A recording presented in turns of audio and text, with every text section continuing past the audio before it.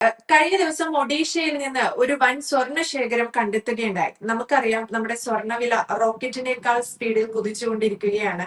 ഇങ്ങനെ വരുമ്പോൾ പൊതുവെ ഇന്ത്യക്കുണ്ടാവുന്ന ഒരു സാമ്പത്തിക നേട്ടം, നമ്മുടെ സ്വർണത്തിനൊക്കെ വില കുറയോ, വലിയ സ്വർണ്ണ ശേഖരമാണ് നമ്മുടെ രാജ്യത്ത് നിന്ന് കണ്ടെത്തുന്നത്.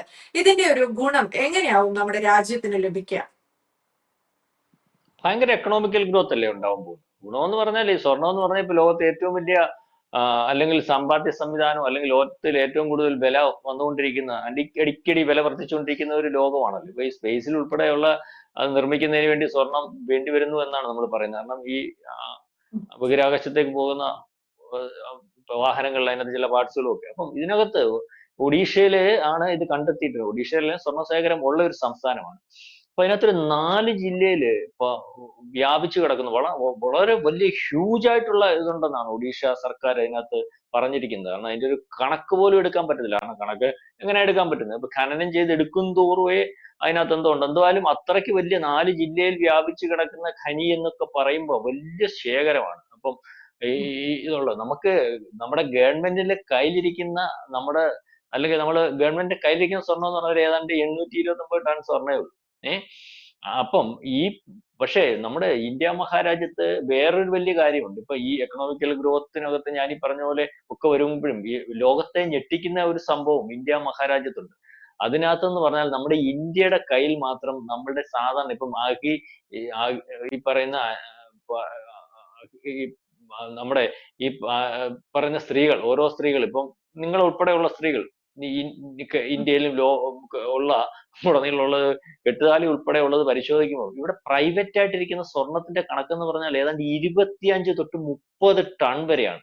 അതായത് ലോകത്തെ 5 രാജ്യങ്ങളുടെ, അമേരിക്ക ഉൾപ്പെടെ, ഫ്രാൻസ് ഉൾപ്പെടെ, ജർമ്മനി ഉൾപ്പെടെ, അല്ലെങ്കിൽ അങ്ങനത്തെ വരുന്ന ചൈന ഉൾപ്പെടെയുള്ള ഏതാണ്ട് ആദ്യത്തെ 5 രാജ്യങ്ങളുടെ കണക്ക് നോക്കുമ്പോൾ അവരുടെ മൊത്തത്തിലുള്ള സ്വർണ്ണ ശേഖരത്തെക്കാട്ടി കൂടുതലായിട്ട് വരും ഇവിടുത്തെ സാധാരണക്കാരന്റെ കയ്യിൽ, അല്ലെങ്കിൽ നമ്മുടെ ആൾക്കാരുടെ കയ്യിൽ പ്രൈവറ്റ് സ്വർണ്ണം. അത് നമ്മുടെ സ്വർണം തന്നെയാണ്, ഗവൺമെന്റ് കരുതൽ ശേഖരമല്ല. ഇപ്പം എന്റെ ഒരുപോലെ ഇരിക്കും, അല്ലെങ്കിൽ സാധാരണ നമുക്കറിയില്ല, ചെറിയ ഒരു മാർഗം 3 നേരം ഭക്ഷണം കഴിക്കാനില്ലാത്ത ഒരു കേരളത്തിലെ സ്ത്രീകളുടെ കയ്യിൽ പോലും ഒരു കെട്ടുതാലി കാണും. കെട്ടുതാലി എന്ന് പറഞ്ഞാൽ അവരുടെ ഭർത്താവ് കല്യാണം കഴിക്കുന്ന സമയത്ത് കിട്ടുന്നത് അതൊരു വലിയ പവിത്രമായിട്ട്, പട്ടിണി കിടന്ന് മരിച്ചാൽ ഇത് കളയത്തില്ല. അപ്പൊ ഒരു പണമട അപ്പൊ അല്ലെങ്കിൽ 1 ഗ്രാമേ ഉണ്ടെങ്കിൽ തന്നെ ഇപ്പൊ അതിന്റെ വില എത്ര? 10,000 രൂപ വിലയാ. 9,000 രൂപ വില വരുന്നുണ്ട്. അപ്പൊ ഈ രീതിയിലുള്ള ഒരു വലിയ ശേഖരണം, അത് 4,000 വർഷത്തിന്റെ പഴക്കത്തിൽ നോക്കുമ്പോൾ തന്നെ ഇതെന്ന് പറഞ്ഞാൽ ഈ കണക്ക്, ഞാനീ പറഞ്ഞ കണക്കെന്ന് പറഞ്ഞാൽ ഗവൺമെന്റിന്റെ ഏകദേശ കണക്കാ.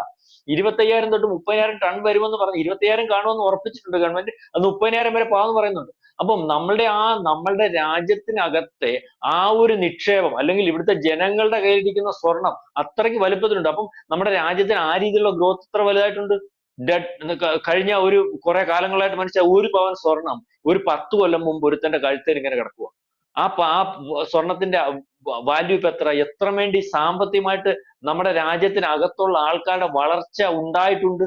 അതിപ്പോ അവൻ വിൽക്കാത്തതുകൊണ്ട് അവൻ അറിയുന്നില്ലെന്നല്ലേ ഉള്ളൂ. ഇത് വിൽക്കുന്ന ഒരവസ്ഥ വന്നാൽ, അപ്പൊ ഈ രീതിയിലേക്ക് വലിയൊരു ശേഖരം നമ്മുടെ കയ്യിലുണ്ട്, നമ്മുടെ കയ്യിലുണ്ട്. അതായത് ലോകത്തിലെ ഏറ്റവും വലിയ സ്വർണം ഉള്ള രാജ്യങ്ങളെ പരിശോധിക്കുമ്പോൾ ഇന്ത്യ മഹാരാജ്യമായിട്ട് മാറുന്നു. ആ 4 5 രാജ്യങ്ങളുടെ സ്വർണ്ണ ശേഖരം പരിശോധിക്കുമ്പോൾ അതിനെ മറികടക്കുന്ന രീതിയിലേക്കുള്ള സ്വർണം ഇവിടുത്തെ സാധാരണക്കാരന്റെ കയ്യിൽ ഉണ്ടാവുന്ന ഒരു അവസ്ഥ വരുന്നു. അതായത് 11% ലോകത്തുള്ള സ്വർണത്തിന്റെ കണക്കെടുക്കുമ്പോൾ അത് ഇന്ത്യയിലാകുന്നു. അതിന്റെ കൂടെയാണ് ഈ പറയുന്ന ഒഡീഷ ഉൾപ്പെടെയുള്ള സംസ്ഥാനങ്ങൾ. ഒഡീഷയിലെ സംസ്ഥാനത്ത് സ്വർണ്ണമല ഇന്നലെ കണ്ടെടുത്തപ്പോൾ അത് എത്രത്തോളം വലിപ്പത്തിൽ ഉണ്ടെന്ന് ചോദിച്ചാൽ ഏതാണ്ട് 4 ജില്ലയുടെ വലിപ്പത്തിൽ വരും. നമ്മുടെ കേരളത്തിലെ ജില്ല പോലും അല്ല ഒഡീഷയിലെ ഒരു ജില്ല എന്നൊക്കെ പറഞ്ഞാൽ. നമ്മുടെ കേരളത്തിന്റെ കേരളം പോലെ അത്ര 3/4 പോലും വലിപ്പവും പിന്നെ ജില്ലകളൊക്കെ ഉള്ള സംസ്ഥാനങ്ങളുണ്ട്. ഈ പറയുന്നത് ഒഡീഷയുടെ കാര്യം എനിക്ക് അത്ര എന്തായാലും 4 ജില്ല എന്ന് പറഞ്ഞാൽ ഏകദേശം ഒന്ന് കണക്ക് കൂട്ടിയാൽ ആലപ്പുഴ ജില്ല പോലുള്ള 4 ജില്ല എന്ന് പറഞ്ഞാൽ ഇത്രയും വരും. ഇവിടെ മൊത്തം സ്വർണം ഉണ്ട്. ആ സ്വർണം ഖനനം ചെയ്തെടുക്കാൻ തുടങ്ങുമ്പോൾ ഇപ്പൊ നമ്മൾ സ്വർണ്ണം ഇറക്കുമതി ചെയ്തുകൊണ്ടിരിക്കുന്ന രാജ്യമാണ്. സ്വർണത്തിന് ഏറ്റവും കൂടുതൽ ആവശ്യക്കാർ നമ്മൾ അറിയാലോ. സ്വർണ്ണങ്ങൾ ഏത് കാശ് വന്നാലും എന്ത് മുടിഞ്ഞാലും 10 വിറ്റാലും പെണ്ണുങ്ങൾ സ്വർണം മേടിച്ചു കൊടുത്തില്ല വീട്ടിൽ നിൽക്കാത്തൊരവസ്ഥയുണ്ട്. അപ്പൊ അതേ മാനസികാവസ്ഥയിലുള്ള ഒരു കേരളമാണ് നമ്മുടെ കേരളം. അപ്പം ഈ പറയുന്നത് പോലെ ഇവിടെ ഇത് ഇനി ഇറക്കുമതി ചെയ്യേണ്ടാത്ത ഒരവസ്ഥ ഉണ്ടാവും. വേണമെങ്കിൽ നാളെ കാലത്ത് ലോകത്തുടനീളം ഉപയോഗിക്കുന്ന സ്വർണത്തിന് ഒരു പക്ഷേ ആഫ്രിക്കൻ രാജ്യങ്ങളൊക്കെ സ്വർണം വളരെ വലിപ്പത്തിൽ ഖനനം ചെയ്തിട്ടുണ്ട്. സ്വർണത്തിന് അല്ലെങ്കിൽ വില നിശ്ചയിക്കുന്ന അല്ലെങ്കിൽ സ്വർണത്തിന്റെ വില എത്രത്തോളം വേണമെന്ന് തീരുമാനിക്കുന്ന രാജ്യങ്ങൾക്കകത്ത് ഈ പറയുന്ന ഇന്ത്യ മഹാരാജ്യവും വരാൻ പറ്റുന്ന ഒരു അവസ്ഥ വരും. കാരണം ഇപ്പൊ ഒഡീഷയിലുണ്ട്, ഇതിനു ശേഷം പലയിടത്തും നോട്ട് ചെയ്തിട്ടുണ്ടെന്നാ പറയുന്നത്. അതിനകത്ത് പ്രധാനപ്പെട്ടതായിട്ട് ഈ പറയുന്ന യുപിയിലുണ്ടെന്ന് പറയുന്നു. അപ്പം നമ്മുടെ എക്കണോമിക്കൽ ഗ്രോത്തിന്റെ വളർച്ച വളരെ വലിയ വലിപ്പത്തിലാവും. കാരണം ധാതുസമ്പത്തുകൾ അറിയാമല്ലോ, ധാതുസമ്പത്തുകൾ ഉണ്ടെങ്കിൽ ഒരു രാജ്യത്തുണ്ടെങ്കിൽ ആ രാജ്യത്തിന്റെ വളർച്ച എത്രത്തോളം വലുതാവുമെന്ന്. ഈ പറയുന്ന അറേബ്യൻ രാജ്യങ്ങൾ പണ്ട് നമ്മൾ കഥ കേട്ടിട്ടില്ലേ, ആടിനെ തീറ്റി നടന്നതും പട്ടിണി കിടന്നതും മാർഗമില്ലാത്തതുമായി അറേബ്യ അല്ലെങ്കിൽ ഇപ്പൊ നമ്മൾ കാണുന്ന സൗദി പോലുള്ള രാജ്യങ്ങളുടെ വളർച്ചയുടെ കാര്യം അവർ എണ്ണ ഖനനത്തിൽ വന്നതുകൊണ്ടല്ലേ. അപ്പൊ ലോകത്താകമാനം ഉപയോഗിക്കുന്ന എണ്ണ അവരുടെ രാജ്യത്തിൽ നിന്ന് കൊടുക്കാൻ സാധിച്ചപ്പോൾ അവർ സമ്പന്നരായി, അതവരുടെ ധാതുസമ്പത്തായി. അങ്ങനെ ഈ ഉള്ളതാണ്. പക്ഷെ ഇന്ത്യ മഹാരാജ്യത്ത് ഈ പറയുന്ന ഭാരതം എന്ന് പറയുമ്പോൾ ലോകത്ത് ആയിരക്കണക്കിന് വർഷങ്ങൾക്ക് മുമ്പേ പരിശോധിക്കുമ്പോൾ നമുക്ക് ഈ എല്ലാം ഉണ്ട്, സമ്പുഷ്ടമാണ്.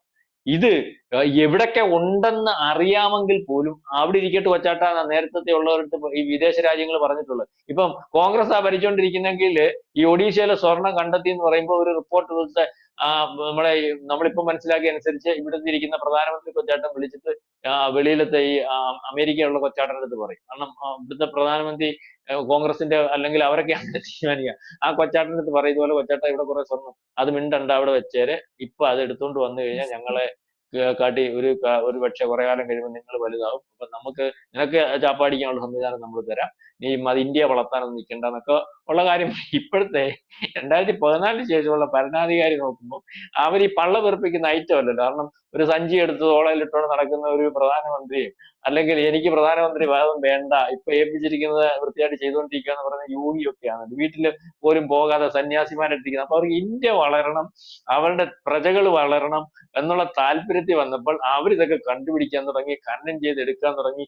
ഇപ്പൊ ഇവിടെ വന്നപ്പോ കൊല്ലത്ത് പെട്രോൾ ഉണ്ട്, കോട്ടയത്ത് പെട്രോൾ ഉണ്ട്, ആലപ്പുഴ പെട്രോൾ ഉണ്ട്, അവിടെ പലയിടത്തും നോക്കുമ്പോൾ പെട്രോൾ ഉണ്ട്. ഇതുവരെ കാണാത്ത പെട്രോൾ കാണുന്നു, സ്വർണം കാണുന്നു, പല സംവിധാനങ്ങളും കാണുന്നു. ഇന്ത്യ എക്കണോമിക്കലി വലിയ വലിപ്പത്തിലേക്ക് പോകുന്നു. ആ രീതിയിലേക്കാണ് കാര്യങ്ങൾ. ഞാൻ തമാശ രൂപേണയാണ് കാര്യങ്ങൾ പറഞ്ഞതെങ്കിലും ഇന്ത്യയുടെ എക്കണോമിക്കൽ ഗ്രോത്ത്, ഇപ്പോഴത്തെ ഈ ലോകത്തെ സാമ്പത്തിക വളർച്ചയെ പറ്റി പല പഠനങ്ങളും ഒക്കെ ഉണ്ടല്ലോ. അപ്പൊ 2080 ലോകത്തിലെ ഏറ്റവും വലിയ സാമ്പത്തിക ശക്തിയായിട്ട് നിന്നിരിക്കുന്ന അമേരിക്കയെ മറികടക്കും ഇതേ രീതിയിലൊക്കെ ഇന്ത്യ മഹാരാജ്യം പോയാൽ എന്ന് വിചാരിക്കുന്നിടത്ത് അതിനെക്കാട്ടിൽ മുമ്പേ ഇന്ത്യ മഹാരാജ്യം ഒന്നാമത് എത്തുന്ന ഒരവസ്ഥയിലേക്ക് കാര്യങ്ങൾ നീങ്ങും. അതായത് എക്കണോമിക്കൽ ഗ്രോത്ത് വലിയ വലിപ്പത്തിലെത്തും. ഇപ്പം സ്വർണം ഇറക്കുമതി ചെയ്തുകൊണ്ടിരിക്കുന്ന ഇന്ത്യക്ക് സ്വർണം കയറ്റുമതി ചെയ്യാൻ പറ്റുന്ന ഒരവസ്ഥ ഉണ്ടാവും. ഏതായാലും ഇന്ത്യ അടിക്കടി ഉയരുന്ന ഒരവസ്ഥയിലേക്കാണ് പോകുന്നത്. അതായത് ലോട്ടറി അടിച്ചടിച്ച് പോവുക. കഴിഞ്ഞ ദിവസം നമ്മൾ കണ്ടില്ലേ, പെട്രോളിയം ഉൽപ്പന്ന യുപിയിൽ ഈ പറഞ്ഞതുപോലെ വലിയ യുപിക്ക് ലോട്ടറി അടിച്ചെന്ന് പറഞ്ഞിട്ട് നമ്മൾ കണ്ടില്ലേ, അവിടെയും വലിയൊരു ഇതുപോലെ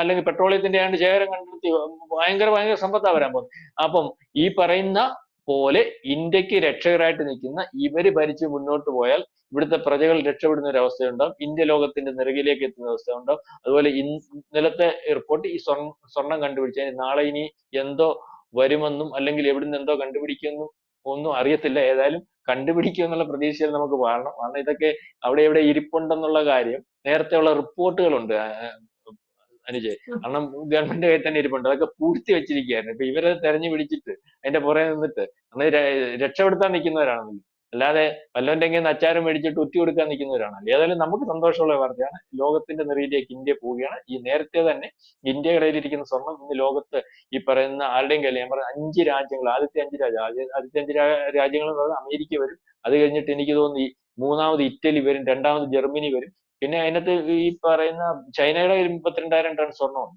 ഇപ്പൊ നമ്മുടെ കയ്യിൽ ഇരിക്കുന്ന സ്വർണം ഇപ്പൊ നമ്മുടെ പെണ്ണുങ്ങളുടെ സ്വർണം. ഇതാണ് ഈ കഴിഞ്ഞ പ്രാവശ്യം ഇലക്ഷന് ഈ നമ്മുടെ നരേന്ദ്രമോദി പറഞ്ഞു കേട്ടില്ലേ, താലി പറിക്കും പ്രതിപക്ഷത്തിനകത്തു നിന്ന്. കാരണം ഈ സാം പെത്രോത്തയ എന്ന് പറഞ്ഞ ഒരാൾ ഒരു കാര്യം പറഞ്ഞായിരുന്നല്ലോ, സമ്പത്തുള്ളവന്റെ സമ്പത്ത് പിടിച്ചെടുക്കുമെന്ന് പറഞ്ഞു. അപ്പൊ പറഞ്ഞില്ലേ, ഇവിടുത്തെ സ്ത്രീകളുടെ താലി പറിക്കുന്നതിന് വേണ്ടിയുള്ള ഒരു സംവിധാനം ഇവിടുത്തെ പ്രതിപക്ഷം ഭരണത്തിൽ വന്നാൽ ഉദ്ദേശിക്കുന്നുണ്ട്. അതായത് ഈ പറയുന്നത് നമുക്കറിയാമല്ലോ, പത്മനാഭസ്വാമി ക്ഷേത്രത്തിൽ എത്ര ടൺ സ്വർണ്ണം ഇരിപ്പുണ്ടെന്ന് പറയാം, കണക്ക് കൃത്യമല്ല. 1,00,000 കോടി രൂപയുടെ സ്വർണ്ണം ഉണ്ടെന്ന് ഏകദേശം ഒന്ന് കണ്ടിട്ട് ഇറങ്ങിപ്പോന്ന് പറഞ്ഞതാ. ഇതുപോലെ പലയിടത്തും ഇരിപ്പുണ്ട്. അപ്പം സ്വത്ത് പിടിച്ചെടുക്കും എന്ന് പറഞ്ഞപ്പോൾ ഇവിടുത്തെ 80% വരുന്ന ഹിന്ദുക്കളുടെ കയ്യിലാണ് ഏറ്റവും കൂടുതൽ സ്വർണ്ണശേഖരവും, അല്ലെങ്കിൽ അമ്പലങ്ങളുടെ കയ്യിലാണ് ഏറ്റവും കൂടുതൽ സ്വർണ്ണശേഖരവും, അല്ലെങ്കിൽ ആ സംവിധാനമുണ്ട്. പിടിച്ചെടുക്കുന്നതിനകത്ത് ആദ്യമേ പിടിച്ചെടുക്കാൻ പറ്റുന്നത് പറയുന്ന പറ്റുന്ന ഒരു സാധനം സ്വർണമാണ്. അത് ഏറ്റവും കൂടുതൽ ഉള്ളത് ഇവിടാണ്. ഇത് മനസ്സിലാക്കിയാണ് രാഹുൽ ഗാന്ധി അന്ന് പറഞ്ഞത് ഉള്ള സ്വത്തിന്റെ 50% ഉള്ളവന്റെ കയ്യിൽ നിന്ന് പിടിച്ചെടുക്കുന്ന ഒരു നിയമം ഞങ്ങൾ വന്നാൽ കൊണ്ടുവരുന്ന സാമ്പത്രയോട് പറഞ്ഞതും മോദി ഏറ്റെടുത്തതും താലി പറിക്കാൻ ഇറങ്ങുന്നു കോൺഗ്രസ് എന്ന് പറഞ്ഞതിന്റെയൊക്കെ ഉദ്ദേശം ഇതാണ്. 27,000 ടൺ സ്വർണം അല്ലെങ്കിൽ 30 ടൺ ഓളം സ്വർണം ഇവിടുത്തെ ഇന്ത്യയുടെ കയ്യിലുണ്ട്. അത് പിടിച്ചെടുത്താൽ വലിയൊരു സമ്പത്ത് ഉണ്ടാക്കാൻ സാധിക്കും. അല്ലെങ്കിൽ അത് എല്ലാം പിടിച്ചെടുത്ത് കക്ഷത്തിൽ വെച്ചുകൊണ്ട് പോകുന്ന ഒരു അവസ്ഥ ഉണ്ടായിരുന്നില്ല 55 കൊല്ലം 60 കൊല്ലം ഭരിച്ചപ്പോൾ. അത് വീണ്ടും പ്ലാൻ ഇട്ട് വന്നതാ, എന്തുവായാലും നടന്നിട്ടില്ല. അത് മോദി തിരിച്ചറിഞ്ഞ് പറഞ്ഞപ്പോൾ അന്ന് മോദിയെ കളിയാക്കി. ഇപ്പം ഞാൻ ഈ പറഞ്ഞതിന് ഏകദേശം മനസ്സിലാക്കണം എന്താണ് താലി പറിക്കുന്നു എന്ന് മോദി ഉദ്ദേശിച്ചത്. യെസ്, വ്യക്തമാണ് സർ. സാർ പറഞ്ഞതനുസരിച്ച് ഒരു വലിയൊരു ഹൗസ് ഹോൾഡ്സ് ഗോൾഡ്, വീടുകളിൽ ശേഖരിച്ചു വെച്ചിരിക്കുന്ന ഒരു സ്വർണം ഇന്ത്യക്കുണ്ട്. ഒപ്പം ഇതാ ഇന്ത്യ ഭൂമിക്കടിയിൽ നിന്ന് സ്വർണം ഖനനം ചെയ്തെടുക്കുന്നു. അപ്പം ലോകത്തിന്റെ നെറുകയിലേക്ക് വലിയ സാമ്പത്തിക ശക്തിയായി ഉയരുന്ന ഇന്ത്യക്ക് ഈ സ്വർണ്ണ ശേഖരം കണ്ടെത്തുന്നതിലൂടെ വലിയൊരു മുതൽക്കൂട്ടാകുമെന്ന കാര്യത്തിൽ സംശയം വേണ്ട. Thank you sir. കൂടുതൽ വാർത്തകളും വിശേഷങ്ങളും നിങ്ങളിലേക്ക് എത്താൻ ABC മലയാളം സബ്സ്ക്രൈബ് ചെയ്യുക, ബെൽബട്ടനും അമർത്തുക.